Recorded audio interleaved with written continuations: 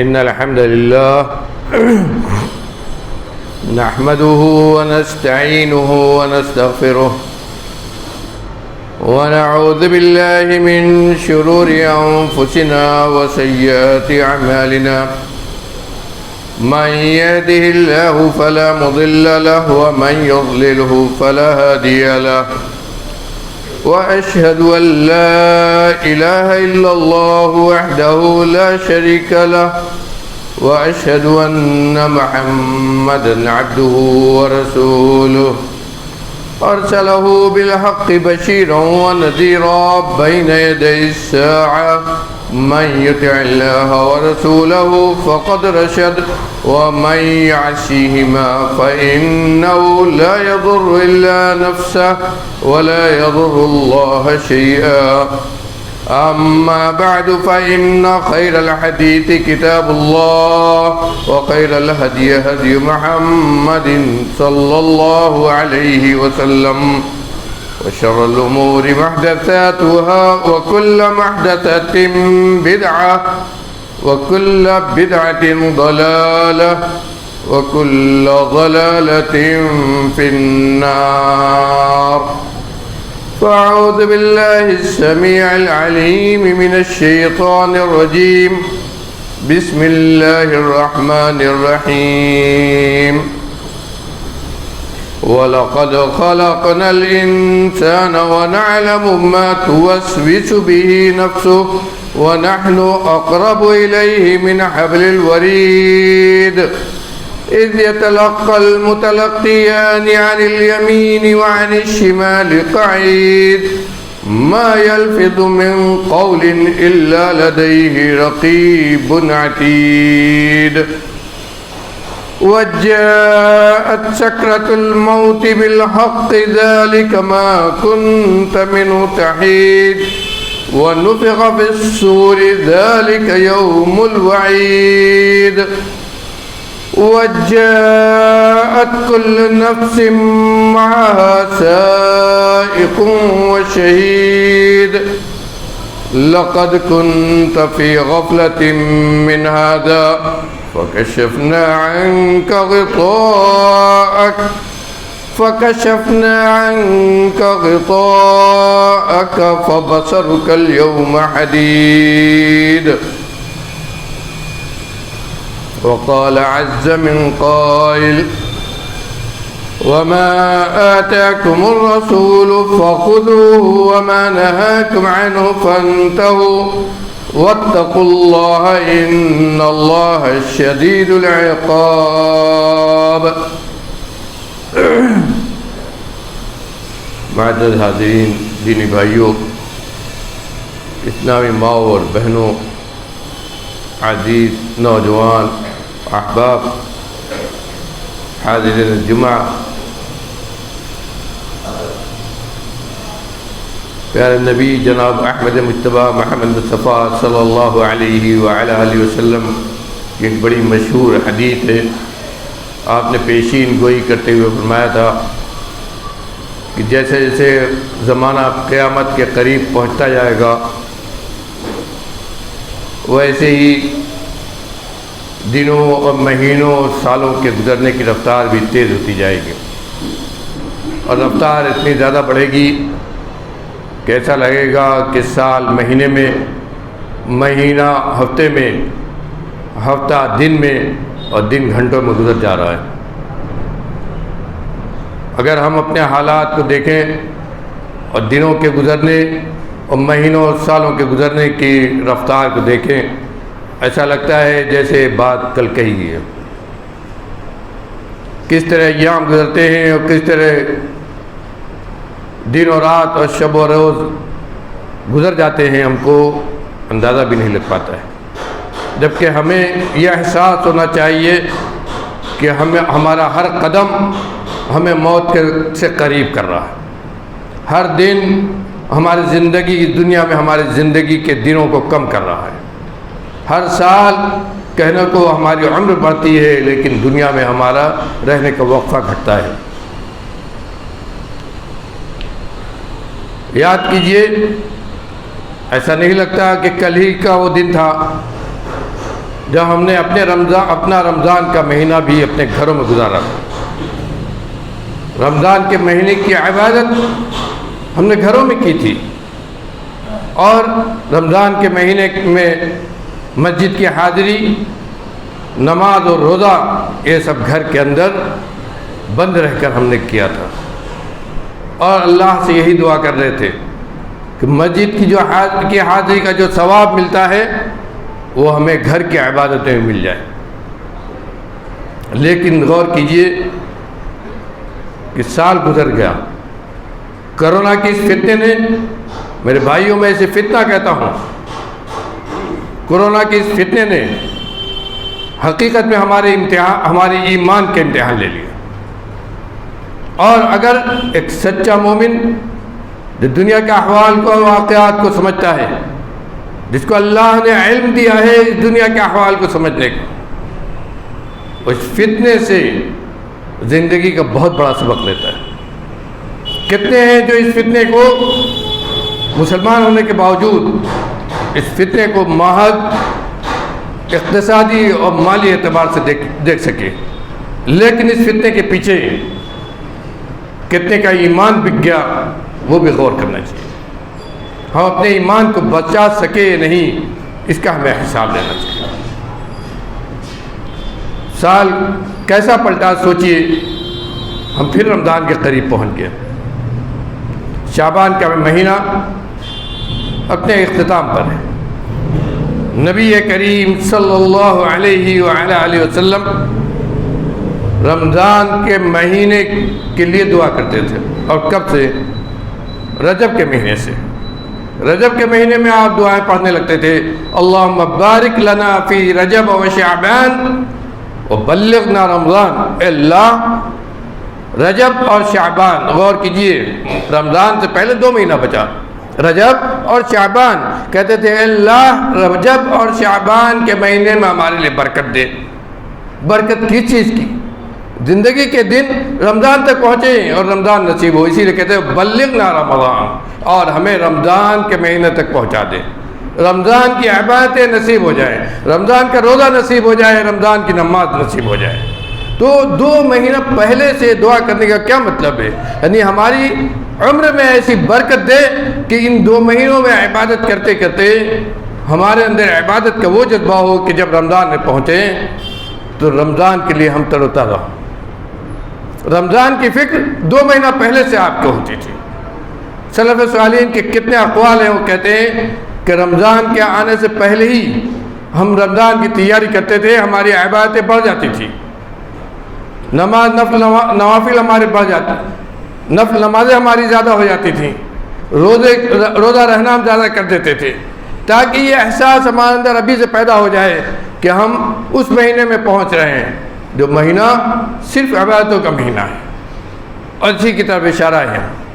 وبلغنا فی رمضان، آپ رمضان کے لیے دعائیں کرتے تھے کہ اللہ رمضان کا مہینہ ہمیں نصیب کر. کیوں؟ کسی کو نہیں معلوم.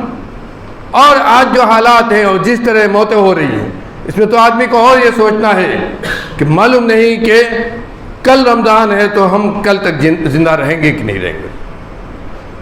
اس لیے یہ دعائیں کرنا بہت ضروری ہے میرے بھائیوں. ایمان کا تقاضا ہے کہ یہ بھی دعا کرتے رہیں ہم کہ اللہ ہماری عمروں میں ایسی برکت عطا کر کہ ہم رمضان تک پہنچیں اور رمضان کی عبادتیں ہمیں نصیب ہو. اس لیے کہ آپ اور ہم برابر رمضان کے فضائل سنتے رہتے ہیں. رمضان کی عبادتوں کا جو اجر ثواب ہے سال کے پورے مہینے میں اتنا اجر ثواب کسی بھی دن اور رات کا نہیں ہے. اور یہی وجہ ہے کہ آپ شعبان کے مہینے میں نبی کریم صلی اللہ علیہ وسلم کی سنتوں کو پڑھیے، حدیثوں کو پڑھیے. شعبان کے مہینے میں آپ سب سے زیادہ روزہ رہتے تھے. شعبان کے مہینے میں سب سے زیادہ روزہ رہتے تھے. نفل روزہ کی ہمارے یہاں سے عادت ہی ختم ہو چکی ہے.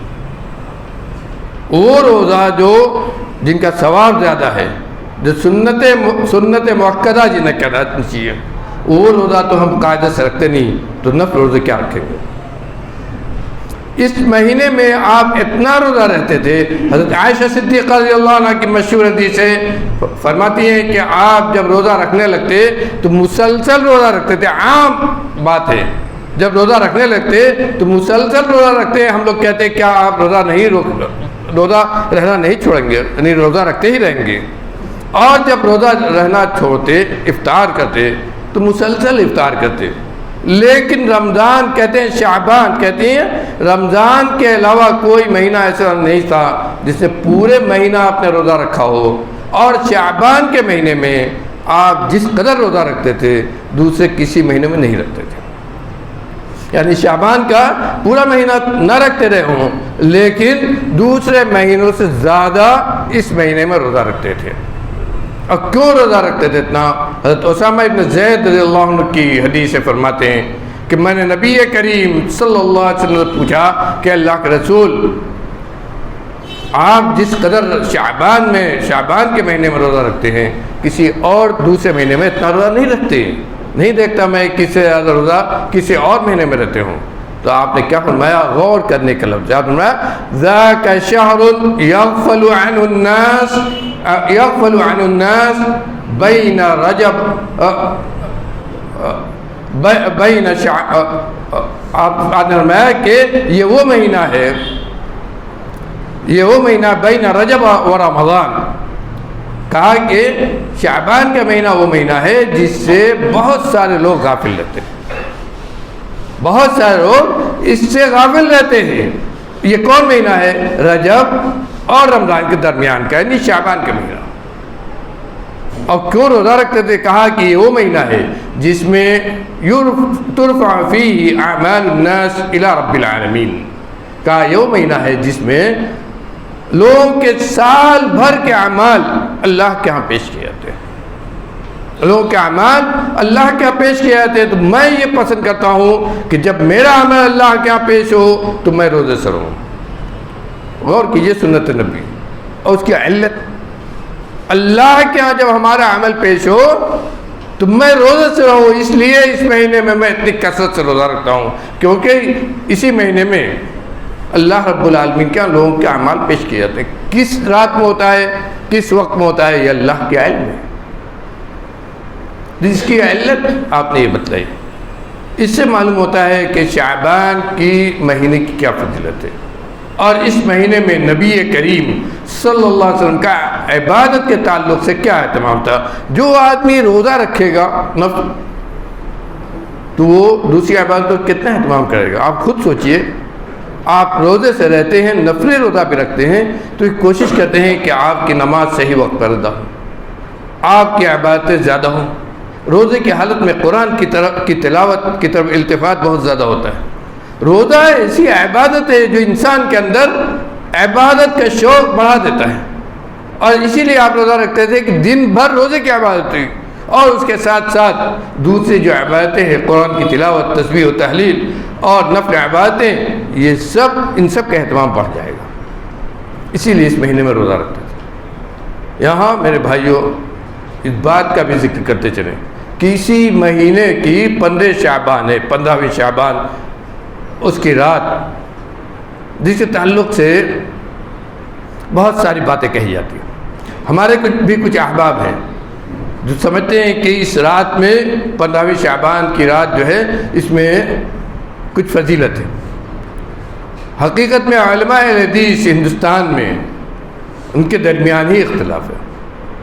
اور اس اختلاف کی وجہ یہ ہے کہ اس سلسلے کی جو مشہور حدیث ہے، نبی کریم صلی اللہ علیہ وسلم فرمایا کہ 15ویں شعبان کی رات اللہ رب العالمین اپنے بندوں کی طرف متوجہ ہوتا ہے، دیکھتا ہے، یطلع الی خلقہ، اور ہر ایک کو بخش دیتا ہے سوائے مشرک کے اور اس شخص کے جس کے دل میں اپنے بھائی کے خلاف کوئی بغض، عداوت، حسد و کینہ ہو.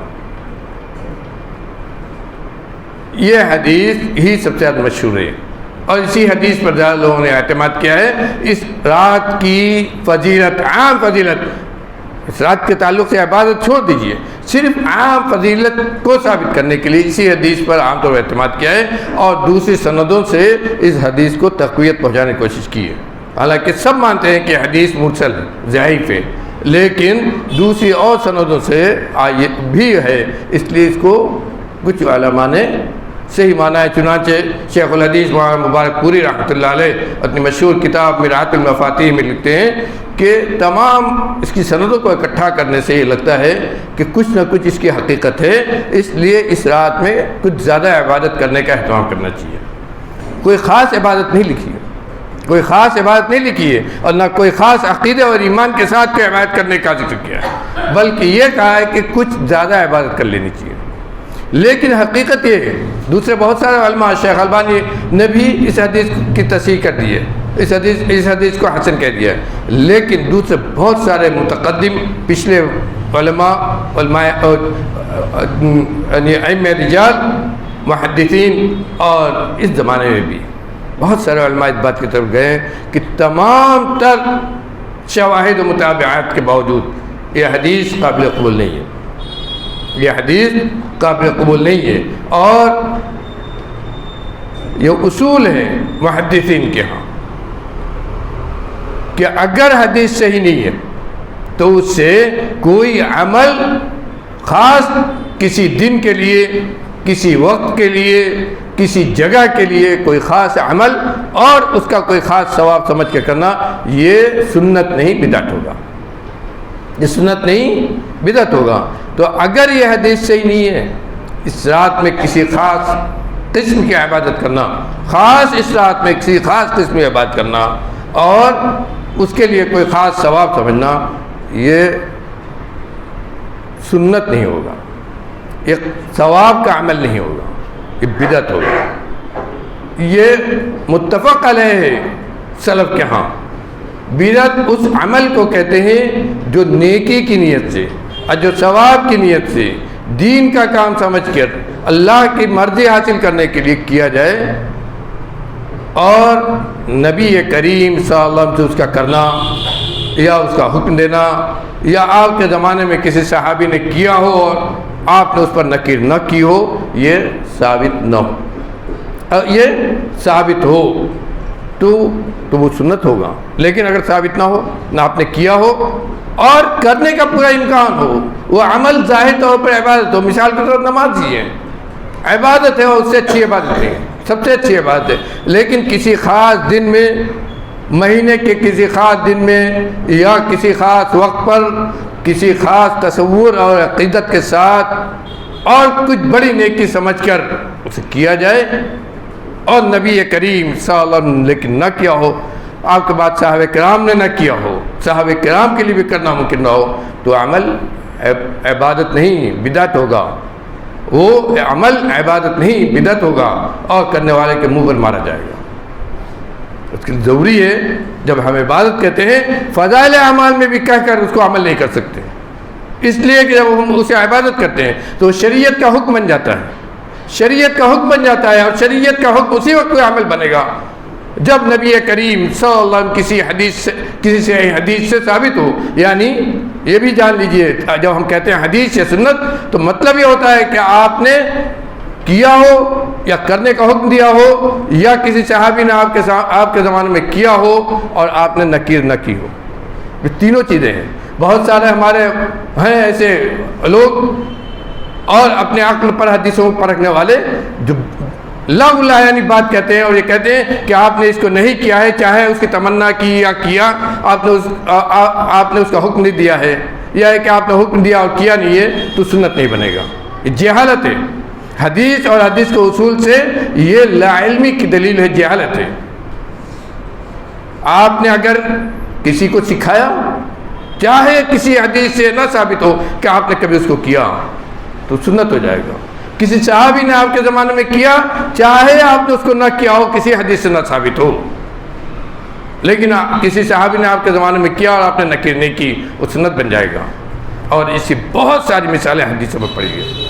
میرے بھائیو، یہ ایک الگ موضوع ہے، اور حقیقت میں اللہ کا جو حکم ہے وما آتاکم الرسول فخذوہ وما نہاکم عنہ فانتہوا، اس کے اندر یہ داخل ہے، یہ اصول ہے محدثین کا اور یہ منہج ہے محدثین کا۔ اس لیے کسی بھی عمل کو کسی خاص دن، کسی خاص وقت کسی خاص عقیدے سے اگر ہم کرتے ہیں، کوئی خاص نیکی سوچ کر کرتے ہیں، تو ضروری ہے کہ وہ صحیح حدیث سے ثابت ہو، اور اس رات کی فضیلت کسی بھی صحیح حدیث سے ثابت نہیں ہے۔ رات کی عبادت کی فضیلت اپنی جگہ ہے، رات کی عبادت کی فضیلت کا تو وہ مقام ہے جو بخاری شریف کی بخاری مسلم کی بہت مشہور حدیث میں ہے کہ اس رات میں اللہ رب العالمین ہر رات اللہ رب العالمین عبادت کرنے والوں کی طرف متوجہ ہوتا ہے، اپنے بندوں کی طرف متوجہ ہوتا ہے۔ تو رات کی عبادت ہے، ہر وقت، ہر رات، کسی رات بھی آدمی عبادت کرے، لیکن کسی خاص رات میں کوئی خاص عبادت کرنا، 1000 نماز پڑھنا، 500 نماز پڑھنا ہے سوچ کر اس کا بہت ثواب ہے، کوئی خاص عبادت کرنا، صدقہ کرنا ہے سوچ کر اسی رات میں کریں گے تو اتنا ثواب ملے گا۔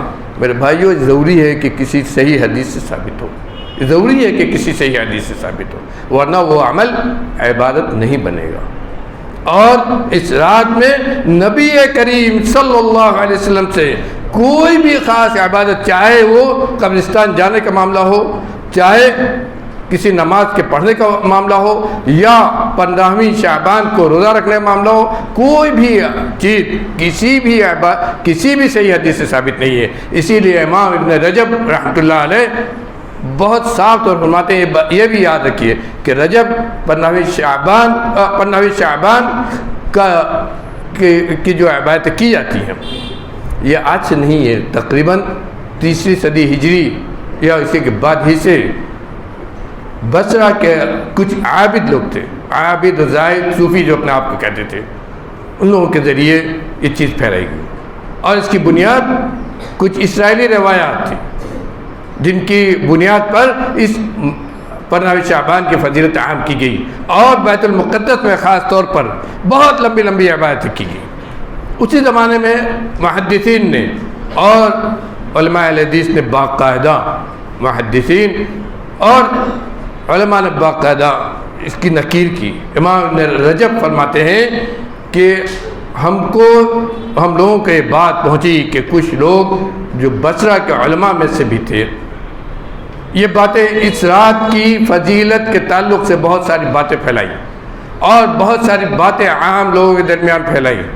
ان کی بنیاد جب ہم نے معلوم کرنے کی کوشش کی تو معلوم ہوا کہ کچھ اسرائیلی روایات ہیں جو مکحول اور دوسرے کچھ راویوں سے پھیلائی گئی ہیں، جبکہ اس کی سند بھی صحیح نہیں ہے۔ اور اسی لیے یہ اس رات کی ایسی جتنی بھی عبادتیں ہیں وہ علماء اہل حجاز کی ہاں اور فقہاء اہل مدینہ کے ہاں قابل قبول نہیں رہی۔ غور کیجئے کن کو کہا ہے، علماء اہل حجاز کے ہاں جو اصل ہے، جو نبی کریم صلی اللہ علیہ وسلم کی محبت وحی ہے۔ اسی طرح فقہاء اہل مدینہ کے ہاں جو اس زمانے میں حجاز کے علماء اور مدینہ کے فقہاء یہ سب سے زیادہ معتمد مانے جاتے تھے۔ کہا ان لوگوں کے اس طرح کی کوئی عبادتیں نہیں ہیں، اور ان لوگوں نے اس کی سخت نکیر کی اپنے وقت میں، اور کہا ایسا کچھ بھی نبی کریم صلی اللہ علیہ وسلم ثابت نہیں ہے۔ اور یہاں تک کہ امام مالک کے شاگردوں نے یہاں تک کہہ دیا وَذَلِكَ كُلُّهُ بِدْعَةٌ، کہ اس رات میں جو کچھ بھی کیا جاتا ہے اور اس کی فضیلت کے تعلق سے جو بھی باتیں کہی جاتی ہیں وہ سب کی سب بدعتیں، کچھ بھی نبی کریم صلی اللہ علیہ وسلم ثابت نہیں ہے۔ اگر اس کی کوئی فضیلت ہوتی تو سب سے پہلے نبی کریم صلی اللہ علیہ وسلم نے کیا ہوتا۔ کیا یہ ممکن ہے کہ کسی رات کی اور یا کسی دن کی فضیلت ثابت ہو اور نبی کریم صلی اللہ علیہ وسلم مجھ سے پیچھے رہ جائے، یا آپ کے بعد صحابہ کرام کو آپ نے بتلایا اور وہ نہ کریں؟ نہ کسی صحابی سے اس رات 15ویں شعبان کی رات اور 15ویں شعبان کے دن میں روزہ کسی بھی صحابی سے ثابت نہیں ہے۔ اور یہی نہیں کہ بعد ائمہ دین کو لے لیجئے، امام مالک، امام ابو حنیفہ، امام شافعی، امام احمد اور امام اوزاعی اور دوسرے تمام ائمہ و فقہا کو لے لیجئے، تمام ائمہ و فقہا کو لے لیجئے، وہ لوگ اس کا سب سے زیادہ اہتمام کرتے تھے جن کے ذریعے بدعات سب سے زیادہ پھیلی۔ وہ کون ہے؟ جن کو صوفیہ کہا جاتا تھا، اہل تصوف کہا جاتا تھا، اور بصرہ و کوفہ میں سب سے زیادہ یہ بدعات پھیلی۔ بصرہ و کوفہ میں جہاں حدیث کا علم کم رہا وہاں سب سے زیادہ بدعات پھیلی، اور وہیں سے عالم اسلام پھیلی۔ اور یہ بھی جان لیجئے کہ سنت کو پھیلانا جتنا مشکل ہے، بدعات کو پھیلانا اتنا ہی آسان ہے، اور یہ ہر زمانے میں ہے۔ ظاہری طور پر ان کی شکل صورت بدعات کی ایسی ہوتی ہے کہ آدمی کو بڑا اچھا لگتا ہے، یہ سن کے اچھا لگتا ہے کہ 2 رکعت نماز پڑھیں گے اتنا زیادہ ثواب مل جائے گا، 1 روزہ رکھیں گے اتنا زیادہ ثواب مل جائے گا، پورا گناہ معاف ہو جائے گا، اور ادھر اتنی عبادتیں کریں کچھ نہیں ہوگا۔ خوشنما بنا کر بدعات کو دکھایا جاتا ہے، اور اسی لیے بدعات ہر زمانے میں اتنی تیزی سے پھیلتی ہیں جتنی تیزی سے سنت نہیں پھیلتی ہے، اس لیے وہ سادہ لگتی ہے، اس کے بارے میں زیادہ کہا نہیں جاتا ہے، اس کی شکل ہی بہت سادی سادہ ہوتی ہے، اس لیے دل کو لگتی ہی نہیں۔ میرے بھائیوں، یہ چیز ہمیں اچھی طرح اپنے ذہن میں رکھنا چاہیے کہ ہم اہل حدیث کتاب و سنت پر عمل کرنے والے، ہمارا منہج وہ ہے جو صحابہ کرام، تابعین، ائمہ دین کا تھا، جنہوں نے بات یہ چیز متعین کر دی تھی کہ اللہ اور رسول سے جو کچھ ثابت ہو جائے، وَمَا آتَاكُمُ الرَّسُولُ فَخُذُوهُ وَمَا نَهَاكُمْ عَنْهُ فَانْتَهُوا، یہ سیدھا ہے۔ اللہ اور رسول نے جو دیا وہی ہمارا منہج ہے، اور جس سے روک دیا اس کو ہم نہیں کر سکتے۔ اس کے لیے ضروری ہے کہ صحیح حدیث سے وہ چیز ثابت ہو۔ اللہ تعالیٰ سے دعا ہے کہ ہم کو نیک عمل کی توفیق دے، بدعات سے بچنے اور بدعات سے نفرت کرنے کی ہمیں توفیق عطا فرما دے، ہمارے دلوں میں بدعات سے نفرت پیدا کر دیں، ہم کو سنت پر عمل کرنے والا، سنت کے مطابق اپنی زندگی گزارنے والا، نبی کریم صلی اللہ علیہ وسلم کی سنت سے محبت کرنے والا بنا دے۔ رب العالمین دنیا جب تک زندہ رکھ، اسلام پر قائم رکھ، اور جب یہاں سے جانے کا ہمارا وقت آئے، ہم یہ سانس ٹوٹنے کا وقت آئے، ہماری زبان پر تیرا کلمہ لا الہ الا اللہ و ما علینا الا البلاغ۔